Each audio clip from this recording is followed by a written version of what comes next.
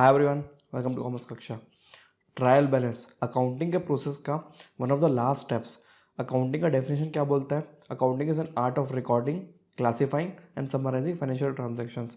Record journal में करते हैं, क्लासीफाई लेजर में करते हैं और समराइज हम तीन चीज़ों में करते हैं। पहला ट्रायल बैलेंस होता है, फिर प्रॉफिट एंड लॉस अकाउंट और फिर बैलेंस शीट होती है।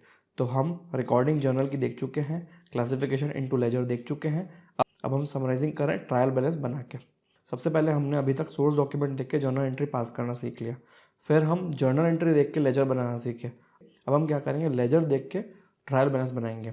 अगर आपने जर्नल एंट्री बहुत सही तरीके से सीखा हुआ है ना, तो आपको लेजर और इजी लगेगा और लेजर ज़्यादा इजी लगेगा ट्रायल बैलेंस, क्योंकि आप समरी बना रहे हो। छोटा सा एक पेज की समरी बनेगी आपके पूरे जर्नल एंट्री और लेजर को मिला के। ट्रायल बैलेंस के अंदर पूरे एक पेज की समरी बनेगी। इसके पहले के पूरे वीडियोस देखने के लिए ऊपर आई बटन में प्लेलिस्ट लिंक्ड है, आप चाहो तो देख सकते हो और इस वीडियो के नोट्स आपको डिस्क्रिप्शन में मिल जाएंगे। तो चलिए स्टार्ट करते हैं और देखते हैं ट्रायल बैलेंस कैसे बनता है।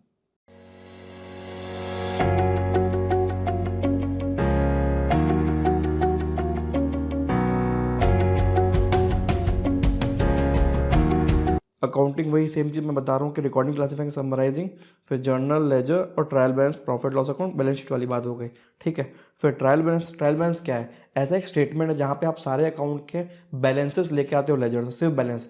जब हम लेजर क्लोज करते हैं तो उसमें बाय बैलेंस क्लोज डाउन लिखते हैं, बाय बैलेंस क्लोज डाउन लिखते हैं और टू बैलेंस ब्रॉट डाउन लिखते हैं। वो जो बैलेंस है उसी को हम उठा के ट्रायल बैलेंस में लेके आएंगे और सिर्फ उतना ही पार्ट लिखना है। मान लीजिए कैश अकाउंट का लास्ट में बाय बैलेंस क्लोज डाउन हुआ था, ठीक है, 1,68,000 सपोज, 1,68,000।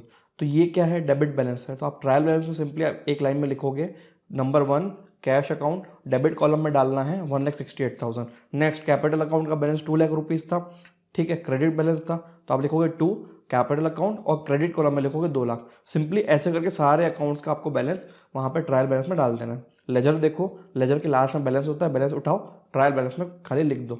ठीक है, चलिए। फॉर्मेट ऑफ ट्रायल बैलेंस दिया, serial, particulars, debit column, credit column, just like journal है। ठीक है, प्रिपरेशन ऑफ ट्रायल बैलेंस। देखो ये पूरे स्टेप्स दिए हुए कि ट्रायल बैलेंस कैसे प्रिपेयर करना है। सिंपली मैंने अभी आपको बता दिया है, ये अपन बाद में रीड करते हैं। एक बार एक एग्जांपल देख लेते हैं। एग्जांपल कौन सा वाला है?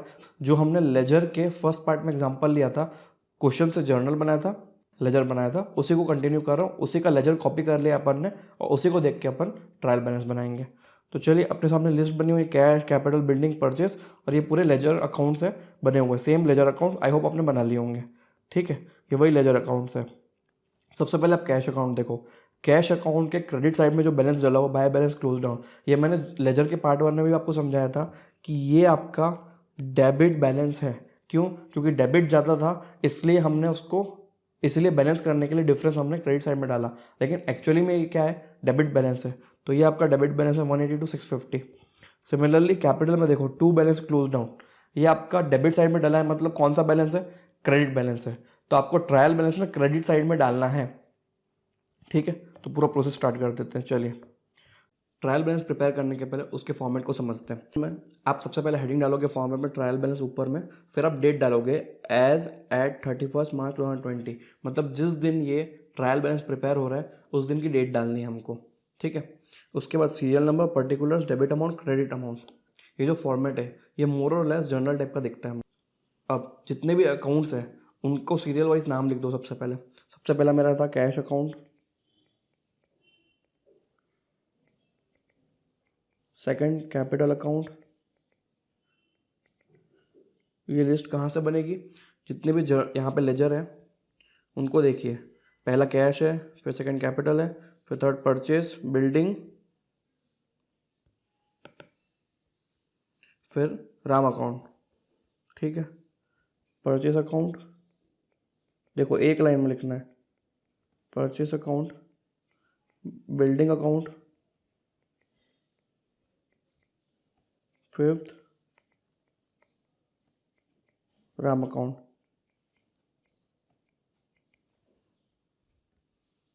राम के बाद discount received, discount allowed, sales, discount received, discount allowed. ये पूरी लिस्ट है ना जो आपने अकाउंट्स प्रिपेयर किए। Sales, Shyam account,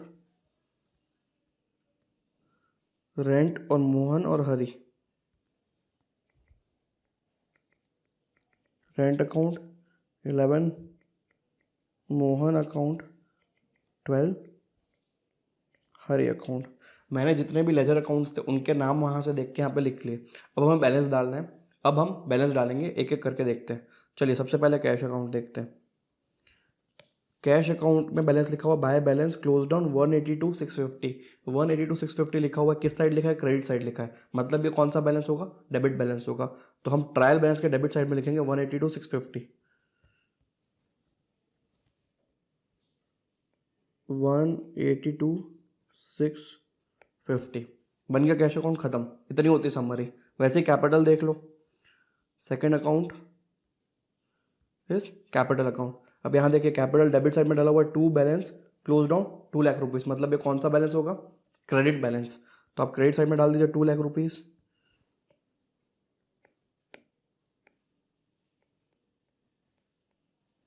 purchase account देखते हैं। चलिए थर्ड है हमारा परचेस अकाउंट, है ना। परचेस अकाउंट के क्रेडिट साइड में लिखा हुआ है, तो ये डेबिट बैलेंस है 1,35,000।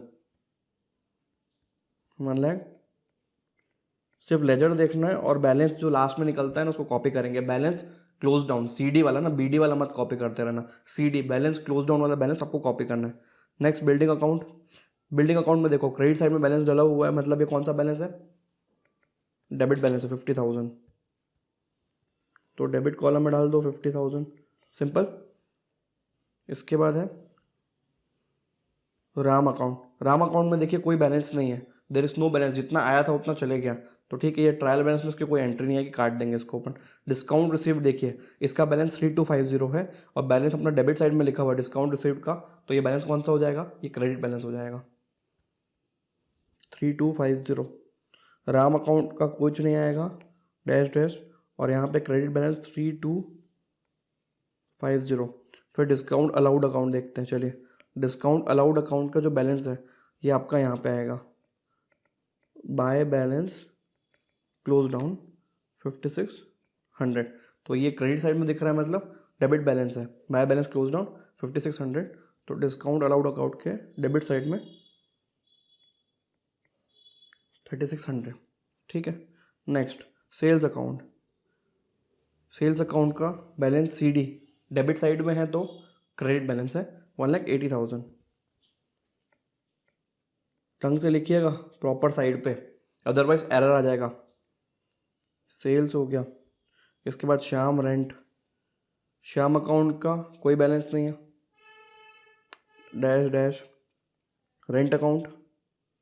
रेंट अकाउंट का बैलेंस सीडी 10,000 रुपीज़, किस साइड है? क्रेडिट साइड, तो कौन सा बैलेंस हो गया? Debit balance 10,000। फिर मोहन अकाउंट का कोई बैलेंस नहीं है और हरी अकाउंट का भी कोई बैलेंस नहीं है। ठीक है, डैश डैश डैश डैश। अब फाइनल और लास्ट स्टेप हमें क्या करना है? दोनों कॉलम का टोटल करना है और टोटल हमेशा इक्वल आना चाहिए। इक्वल नहीं आएगा तो आपने कहीं ना कहीं गलती की है, तो लेजर में गलती की है या तो जर्नल में गलती की है। तो चलिए टोटल कर लेते हैं। आपका टोटल आएगा 383,250, 383,250। अगर आपके सामने कोई ट्रायल बैलेंस आता है तो हम चेक कैसे करेंगे कि गलतियां हैं? आप एक बात हमेशा याद रख लो, एसेट और एक्सपेंसेस जितने भी होते हैं उसका बैलेंस हमेशा डेबिट कॉलम में होना चाहिए। लायबिलिटी, इनकम और कैपिटल, लायबिलिटी, इनकम और कैपिटल का जो बैलेंस है वो हमेशा क्रेडिट कॉलम में होगा। तो एई एसेट एक्सपेंस, एई एसेट एक्सपेंस का जो बैलेंस है वो डेबिट कॉलम में आएगा, और एलआईसी लायबिलिटी, इनकम और कैपिटल, एलआईसी लायबिलिटी, इनकम और कैपिटल का जो बैलेंस है वो हमेशा क्रेडिट कॉलम में आएगा। अब एक बार ही चेक करते हैं। सबसे पहले आप मार्क कर दो कि कैश क्या है, एसेट है, कैपिटल कैपिटल है, परचेस एक्सपेंस हो गया, बिल्डिंग एसेट, राम अकाउंट तो ठीक है अभी कुछ नहीं है, डिस्काउंट रिसीव्ड हमें मिला है तो हमारी इनकम हो गए।